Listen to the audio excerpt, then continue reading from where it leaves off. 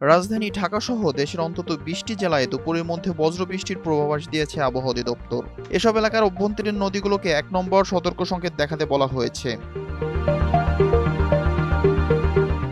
আবহাওয়া অধিদপ্তর জানিয়েছে, শনিবার দুপুরের মধ্যে রংপুর, দিনাজপুর, রাজশাহী, পাবনা, বগুড়া, টাঙ্গাইল, ঢাকা, ময়মনসিংহ, ফরিদপুর, মাদারীপুর, যশোর, কুষ্টিয়া, খুলনা, বরিশাল, পটুয়াখালী, নোয়াখালী, কুমিল্লা, চট্টগ্রাম, কক্সবাজার ও সিলেট অঞ্চলের উপর দিয়ে ঝোড়ো হাওয়া বয়ে যেতে পারে।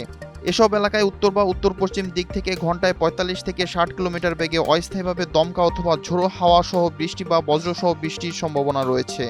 এই পরিস্থিতিতে নৌ দুর্ঘটনা এড়াতে সংশ্লিষ্ট এলাকার নদীবন্দরগুলোকে ১ নম্বর সতর্ক সংকেত মেনে চলতে বলা হয়েছে।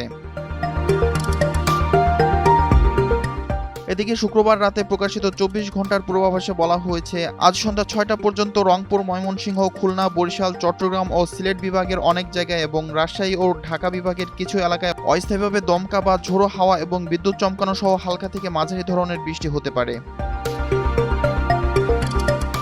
বিজ্ঞপ্তিতে আরও জানানো হয়েছে, দেশের কোথাও কোথাও বিশেষ করে রংপুর, ময়মনসিংহ, খুলনা, বরিশাল, চট্টগ্রাম ও সিলেট বিভাগের কিছু অঞ্চলে মাঝারি ধরনের ভারী থেকে অতি ভারী বৃষ্টিপাতের সম্ভাবনাও রয়েছে।